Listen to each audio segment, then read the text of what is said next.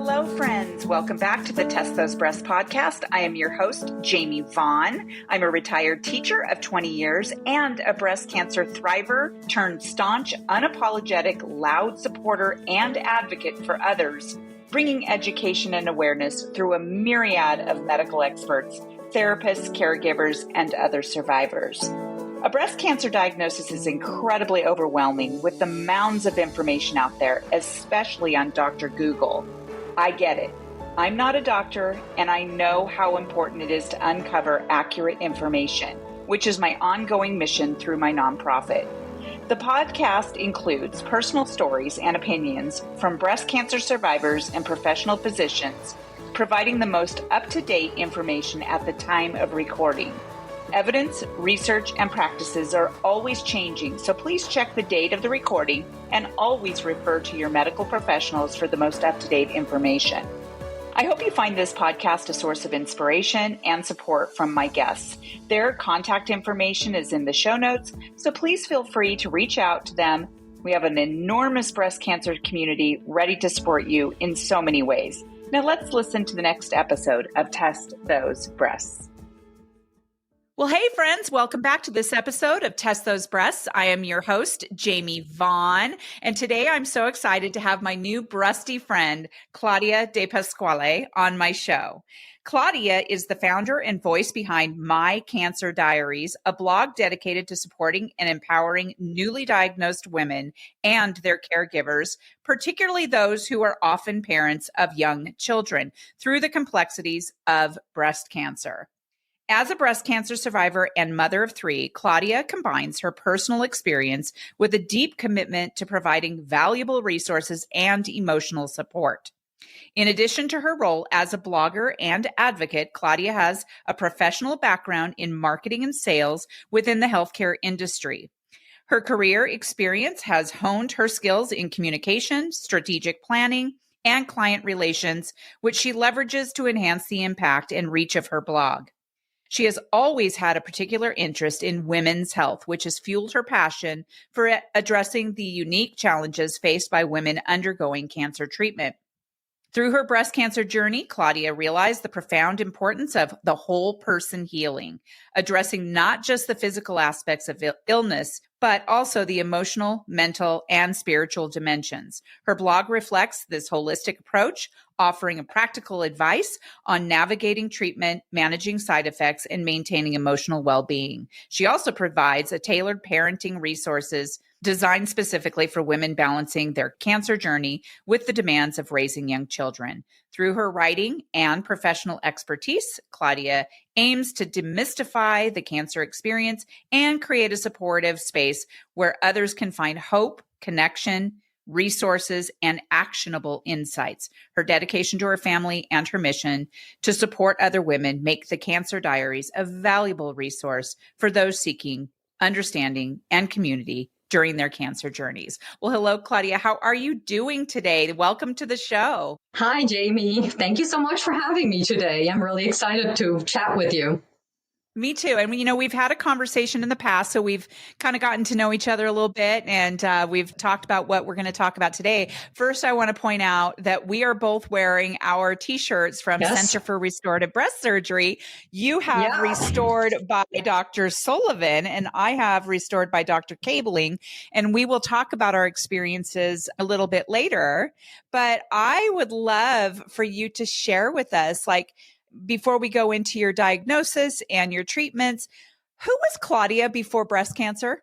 Yeah, that's a really good question. I was the typical overscheduled mother of three young kids and managing everybody's activities and trying to meet everybody's needs.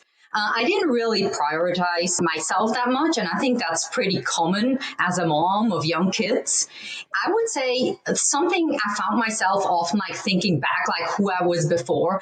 I didn't really live much in the present moment. I was a lot of times like living in the future and worrying what's going to be next.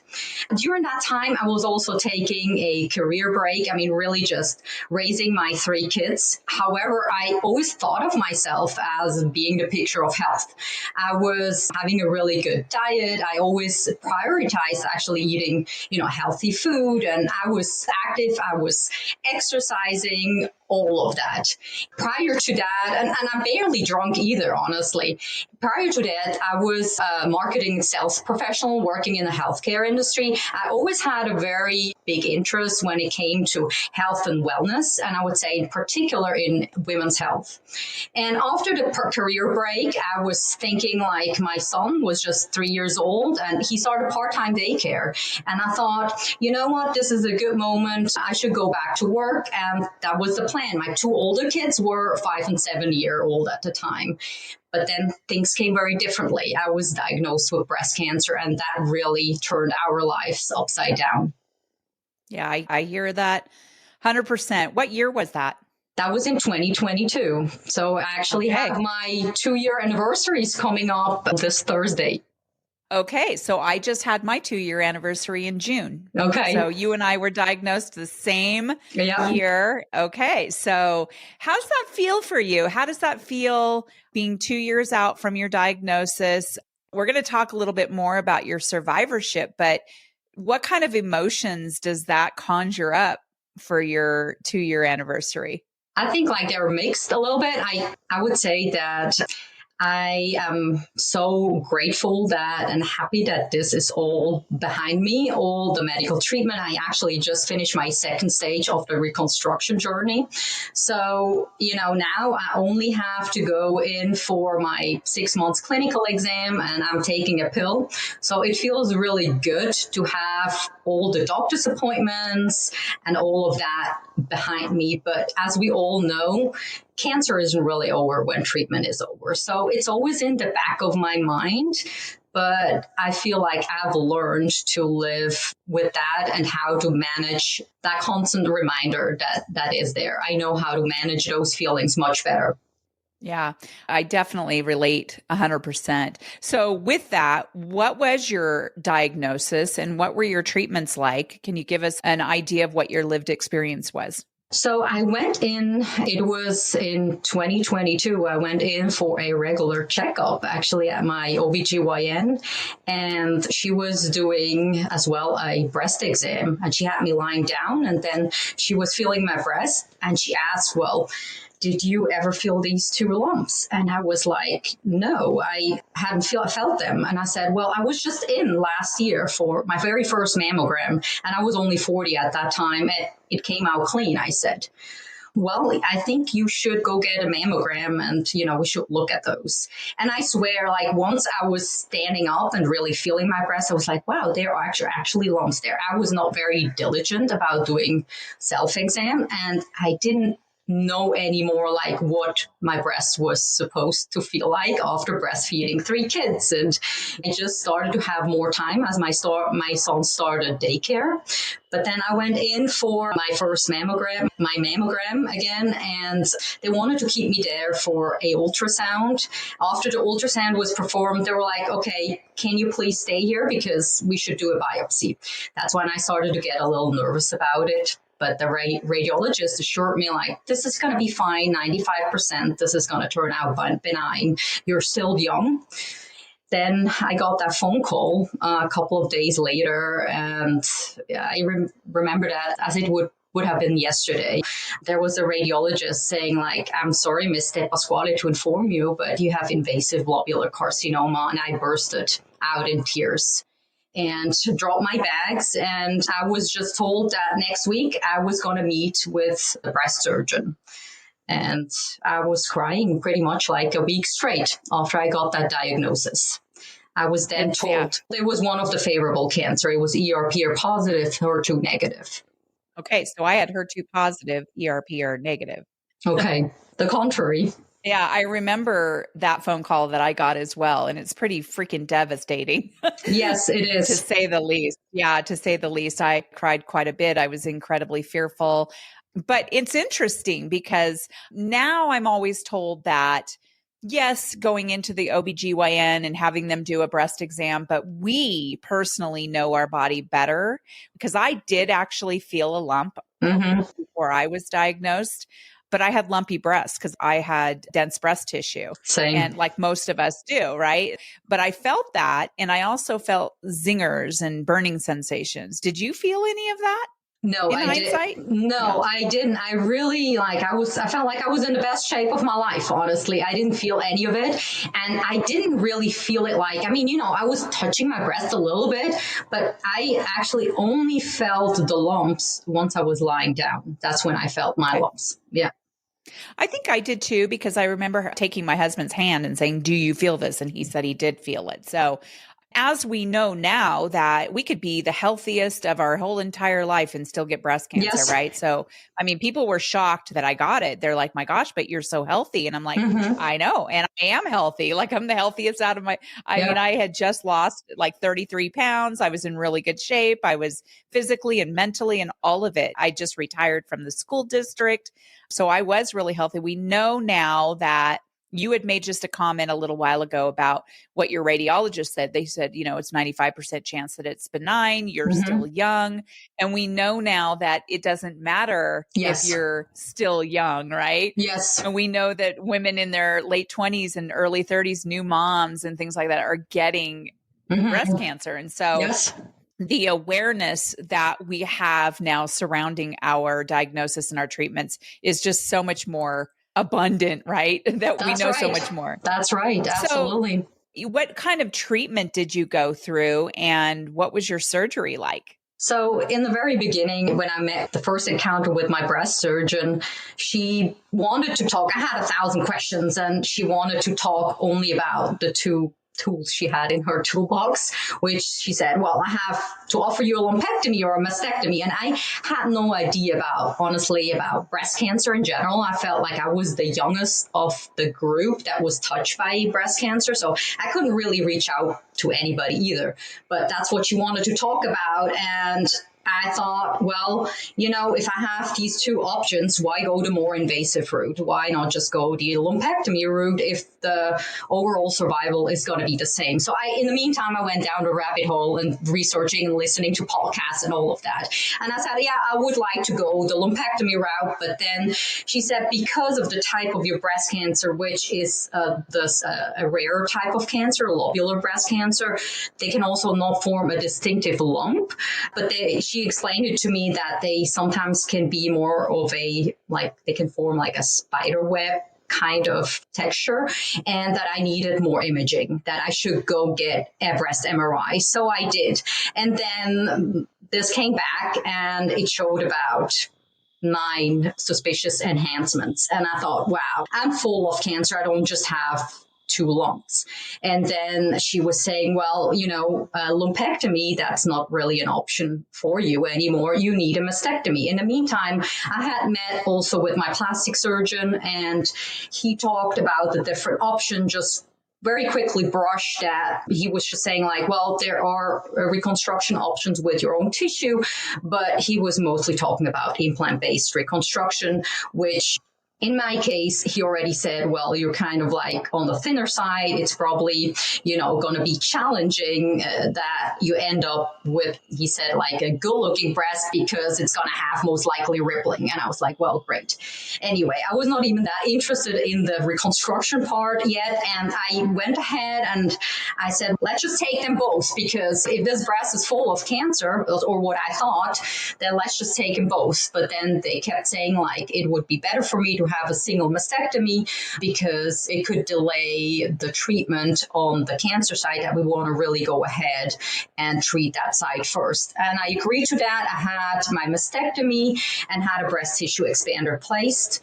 And then I had the good news afterwards were that it didn't spread beyond my lymph nodes. They did a sentinel lymph node biopsy. They biopsied 2 lymph nodes, and I didn't have any cancer in them. But they also performed a sophisticated genomic test, Oncotype DX, and it came back as a high chance of recurrence. So at that point, I met with my oncologist, and my oncologist said, well, it's kind of like you're reducing your chance of recurrence by a lot, and you do benefit from chemotherapy. So I ended up going in for 4 rounds of TC, which is taxotere and Cytoxan. And after that, once I was done with my chemotherapy, I started first with tamoxifen. Later on, I switched to ovarian suppression, which is Lupron, so monthly shots, and I changed to anastrozole. And I explained later why I changed and all of that. Even later in the process, when I was really digging into reconstruction option, once the cancer was out, and I felt like, okay, I'm really going to research now more in depth what my options really are and what that means. I chose to have a bilateral prophylactic other side mastectomy, a bilateral reconstruction with my own tissue. We use the upper buttock fat, which is called the SGAP flap, which is not a very common flap, but that's what they do in New Orleans a lot. And Dr. Sullivan specializes in that. That's right. Yeah. How did you fall upon the Center for Restorative Breast Surgery? How did that happen? It was a long shot till I actually did get there. According to my local surgeon in the very beginning, really, it was not really on my radar. Like, I just wanted the cancer out. I didn't bother much about reconstruction at all. I said, I'm going to go flat. I just want it out. I didn't really care. But then once the treatment was over, I was really starting more to think about like, okay, I actually don't have to rush into this. My cancer is out. I can really explore option.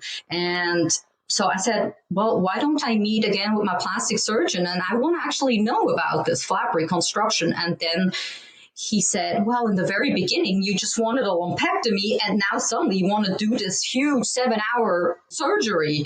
I don't understand. So I had already there a pushback, and I said, well, but I'd like to explore that option. Can we talk about it? And I didn't realize at that time that you needed to be specialized to be doing a flap reconstruction. So my local plastic surgeon was not a microsurgeon. So he said, the microsurgeons that we have, and I was in an HMO at that time, and he said, they're really busy. They're really, really busy, but you can come in for a consult again and I can look at your tummy. And I said, yeah, sure, I'd like to talk about it. At that point, I was kind of determined because I had researched my options a little bit. I knew there were pros and cons with each one. I just wanted to know more. He referred me out at the end, even though he said, you know, if you were my wife, I would suggest implants to you. If you were my ex-wife, then I would suggest a flap surgery to you. And I was like, great. Okay, at that point, I was a little pissed. That is very strange. Yeah, that's a very strange comment to make. Right. That's a big red flag. Exactly. So I finally met with high hopes. I met that microsurgeon out in Oakland, and I live in the Bay Area. He was looking at me and he said, no way. I mean, there's just not enough. And I said, well, how about another flap? I know there are other options, because in the meantime, I talked to a microsurgeon. My sister's a doctor in Switzerland and her friend is a microsurgeon, but in Switzerland. And I talked to this microsurgeon and she says, we use a lot of times the fat of the inner thighs. That's how we reconstruct breasts a lot. And so I mentioned that to this doctor and he said, well, there's not enough fat either. That's just not going to work unless you want a scar that goes all the way down to your knees and it would pull up your vagina all the way. And I was like, okay, so it was like a big turnoff. And I was kind of devastated and I was like, okay, then implants it's going to be. But then I was like, okay, I'm just going to schedule the surgery because obviously there's no other choice for me. So I scheduled the surgery, but in my gut, it didn't feel right somehow. I just knew, I kept researching. I started being on Facebook groups and I knew that implants, they were quicker and there would be a faster recovery. It would be easier with my kids because I was always thinking, how am I going to do this? Like, you know, being out of the workforce, I mean, like helping in my family, helping with the kids and doing all the things, if the recovery is going to be so long with a flap surgery. But in my gut, I kept having a bunch of discussions and I thought, okay, I need to cancel this surgery that was coming up because I want to do more research. It just got to be a way. And then I made other appointments. I started to look outside of my HMO and I said, if this microsurgeon in Switzerland said that they're doing it there. Obviously, I can't fly to Switzerland to get it done. I need my insurance to cover for it. There were certain names that were dropped. It was, PRMA. And I asked my plastic surgeon, the plastic surgeon in Oakland, I asked, well, can you refer me? I want another referral. Can you refer me out to someone else in Northern California? So I started having all these discussions. And that was another surgeon who said, no, I can't do it. And then I had the chat with PRMA, and PRMA, they were saying too, no, there's just no way.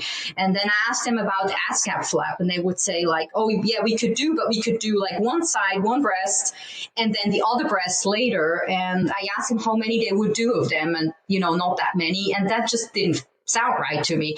And I thought, you know what, it's just not going to work. Maybe I just have to let it be. And I asked all the women in the Facebook group, was like, but it just can't be. Are there any women who have my similar physique, that I was 5'7" and 126 pounds at the time? I was like, are there any other women who successfully reconstructed with their own tissue?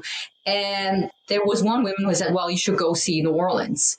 I was like, okay. I almost gave up. I had a phone call scheduled with Dr. Sullivan, and I even told my husband, you know what, maybe I should just can't. I'm just wasting my time here. But then I did not. And we talked about the options, and he said he could do it and he could give me a decent result. And I was like, wow, okay, this is the first one. And I said, well, can I talk to other women that have done that? And I want to see before and after pictures. And how many do you do of these? And he was like, I do hundreds of these. And, I saw the before and after pictures of all these other patients that went to him that had a similar physique. And I was like, wow, the women look all better after than before. I want this too.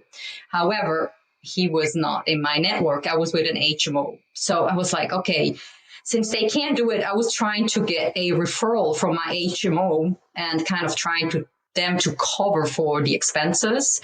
And I was like, well, can I get clinical notes and send that over to the microsurgeon I was talking to, and maybe he can refer me out. And so I get it covered since you don't have their expertise in-house.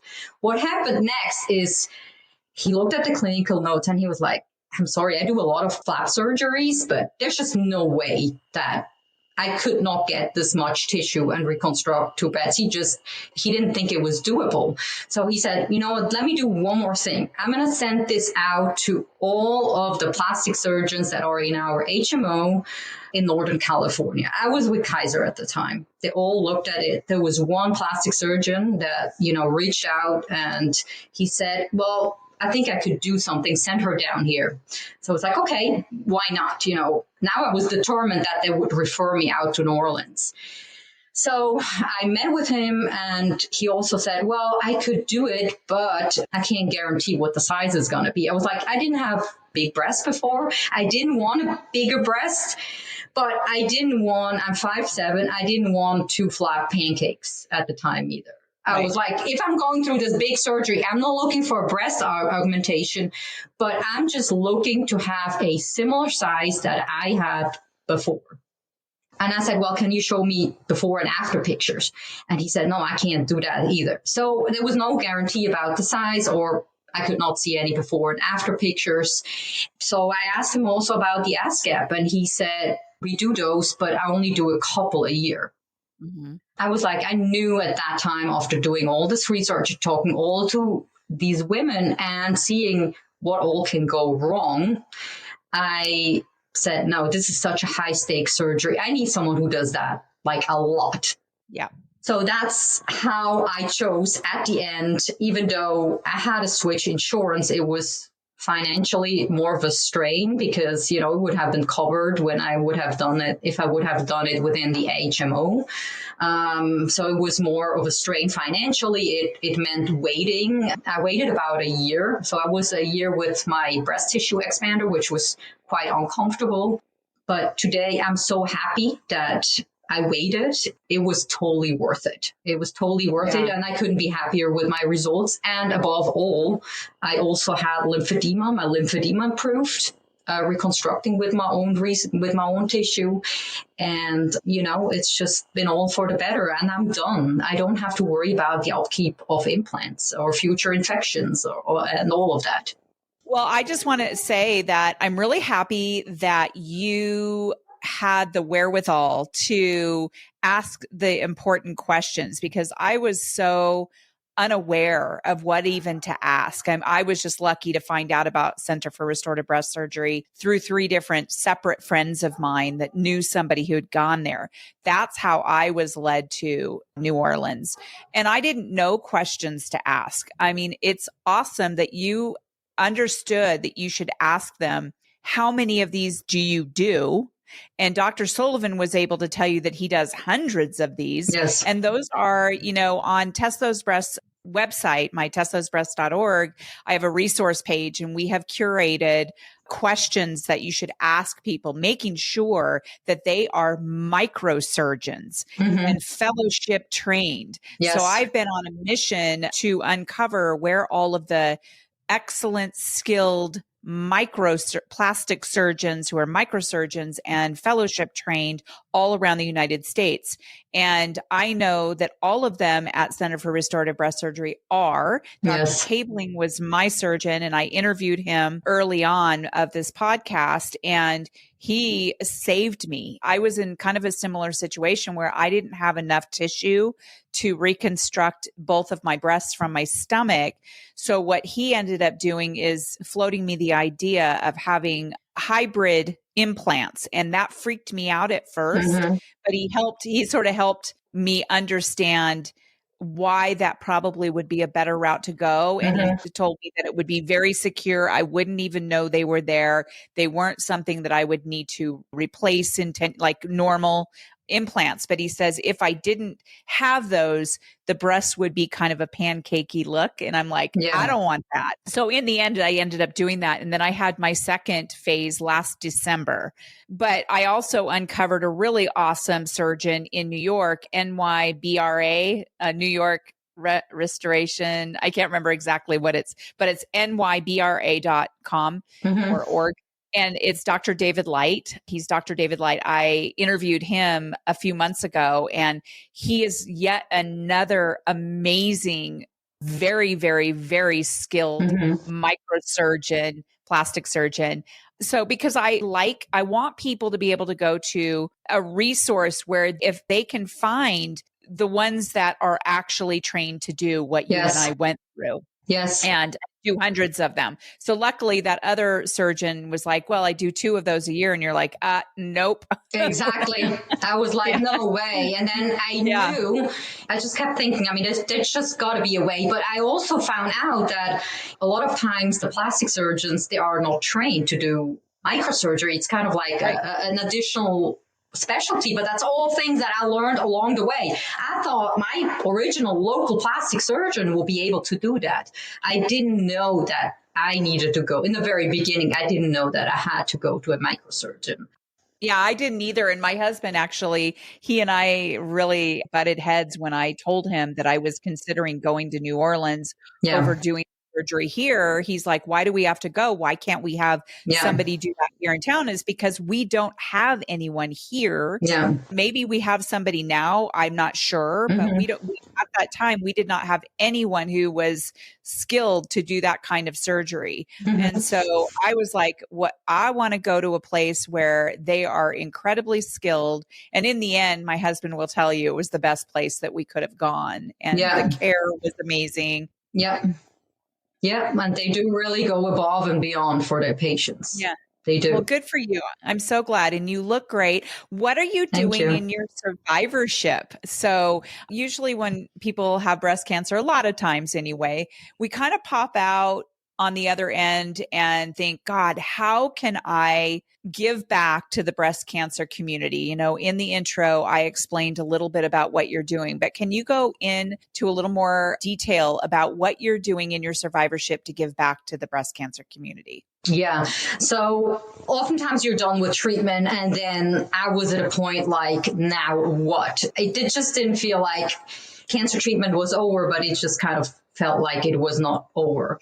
In general, like going through this process, like the reconstruction, but I had other hiccups where, you know, I had to get like second and third opinions. And I feel like there's so many resources out there and I have learned so much. And I've always been someone who I want to make an informed decision. I like to be, because you feel much better when you choose a decision that, is right for you. And having looked at all of your options, I thought I have to share my experiences with other patients that go through this. And that's the whole idea about the blog was born going through this process. And the other thing, like, I always found there was an added complexity going through breast cancer treatment, but then also being caregiver of 3 kids. I mean, we all know being a parent is hard, but then being a parent, having also cancer and going through this whole ordeal is even harder. So I use my platform nowadays, mycancerdiaries.com, to advocate for breast cancer awareness, but also to share practical tips and resources for newly diagnosed and their caregivers who are going through a breast cancer diagnosis. And it has a focus on having more like a parent-tailored resources, because when I was diagnosed, I got a whole stack of paper where I could get help, but I never really read that. And I felt like they're not really tailored to my needs.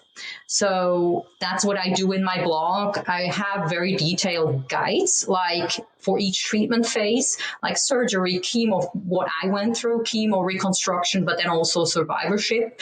Like, what can you expect? What are possible side effects? And how can you cope with that, with the side effects? And also thinking always like of all the aspects of cancer, not just, we all know that cancer is not just, it doesn't just have physical implications, right? I mean, there's also like mentally, emotionally, but it also has a financial impact as well. And I'm not a doctor, but I know where to find the resources. And those resources I list, like, things like, how do I tell also my kids? And, how do I prepare them for each phase I'm going through? Like, what did we do? What does help?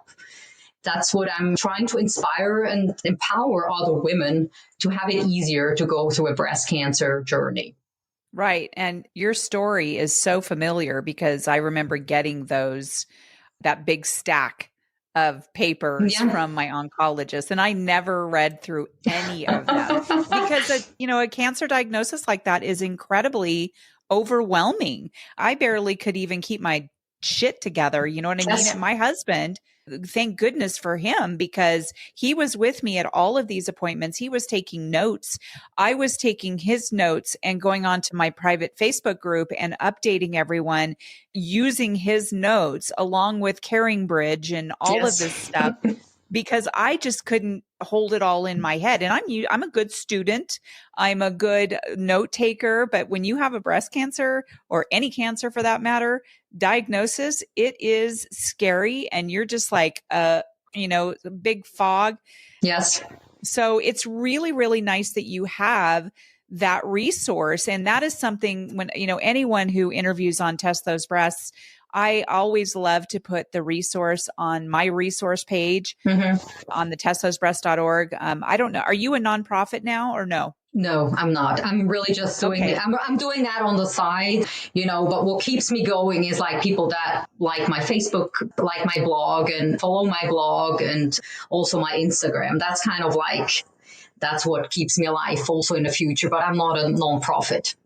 Yeah. So I just became a nonprofit. I'm still in the baby stages. It's official that it's a nonprofit, but I always like to take the resources and put them on that page so that when people go to my website, they can go to the resource page and go to whatever category best fits what they're looking for, whether it be just newly diagnosed, people who have never been diagnosed, so that they have a lot more information about breast cancer before they ever even are diagnosed.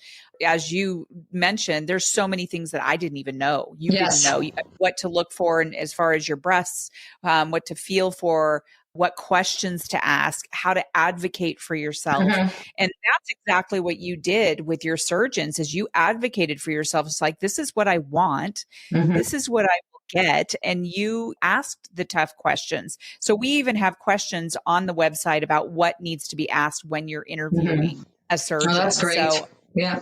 Well, I just think that what you're doing is so incredibly helpful. When I got diagnosed, my friend told me that I was about to meet the sisterhood of all sisterhoods. And as you have probably experienced, you've probably met a ton of Yeah. amazing breast cancer survivors and people who are going through it. You've probably helped shepherd people through. Yes. Having this podcast is something that was born out of, I finished my treatments. I was in my first year of retirement. I didn't have all the doctor's appointments. I'm like, now what? Exactly. What am I going to do? And people wanted me to write. They kept saying, oh, you should write a book or whatever. And I didn't want to do that. But I did know how to podcast because I had a podcast before I retired about it for educators. So I'm like, I can do that. I can talk to people. I can interview people. And that's what I've done for over a year now. I started it on the 1-year anniversary of my diagnosis, June 11. And now, I have 71 episodes as of today, or as of tomorrow, actually, September, 17th, I'll have 71 episodes. So I release every single week. This has helped carry me through my survivorship. Because like you said, when you're done with your treatments and all of that stuff, it's not over. We always have it in the back of our minds, and we all want to really help each other. So having you out there as one of the breast cancer advocates and what you do in your survivorship is incredibly helpful and incredibly appreciated. And I definitely want to put that on my website. So, well, thank you so much. You are so welcome. I have a weird question that I always ask. Sometimes people wonder why I ask it, but I always ask people, what kind of advice would you give to someone who's never been diagnosed? Which is one of the reasons I asked the first question, who were you before breast cancer? There are things that I know in hindsight, I wish I would have known. That I know now. And people are like, what, why are you asking that? You're targeting people who've never been diagnosed. It's not even on their radar. My response to that is that's the point. It's not on their radar, and it needs to be on our radar because 1 in 8 women are diagnosed with breast cancer. That's right. And it doesn't matter the age. So do you have a specific piece of advice that you might be able to offer? Yeah, I think one important thing is that you should try to make your health a priority. It's like we often get caught up in, managing, especially as a young mom, like you're like just trying to meet your kids' needs and you're very busy just caregiving and raising your kids. Taking care of yourself is not really the first thing you do. So I would say make it really a priority, taking care of yourself as busy as you are. Your lifestyle does matter. I truly believe that what you eat and, that you're exercising and you minimizing your risk in general of getting breast cancer, does help. And there's evidence about that too. I think that is one thing that I find is very important. People, of course, they come to me and they say, well, you were the picture of health. So, you did all these things and you still got breast cancer. That is right.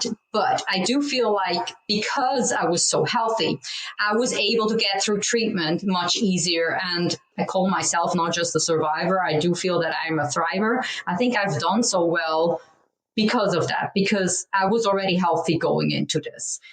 Yeah, I think so. That's one really important thing. And then you should know your risks.